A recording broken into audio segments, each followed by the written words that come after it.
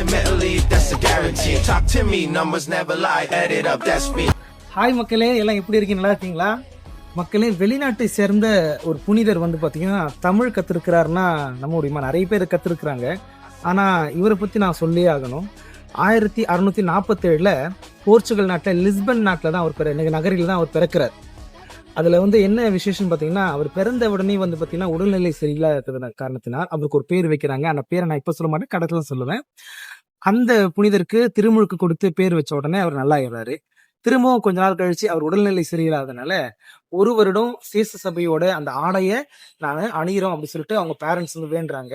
திரும்பவும் அவர் நல்லா ஆயிடுறாரு. ஒரு வருஷம் ஆடை அணிஞ்சு திரும்பவும் வந்து பாத்தீங்கன்னா இங்க தமிழ்நாட்டுல மதுரையில 37 ஆண்டு வந்து வேலை செஞ்ச அருட்பணியாளர் பெராரோ அப்படின்ற அவருடைய அந்த ஒரு அறிவுறுத்துதலின் பேர்ல வந்து பாத்தீங்கன்னா தமிழ்நாட்டுல வந்து இவர் பணி செய்யணும் அப்படின்னு சொல்லிட்டு ஆசைப்பட்டாரு.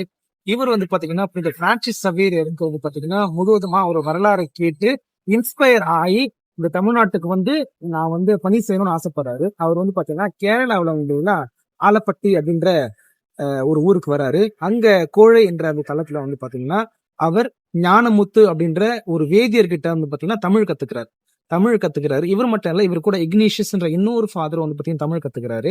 இது போல அவங்க தமிழ் கத்துக்கிட்டு என்ன பண்றாங்கன்னா தமிழ்ல இந்த மதுரையில இருந்து பாத்தீங்கன்னா நிறைய இடத்துக்கு அவங்க போயிட்டு பணியாற்றுறாங்க.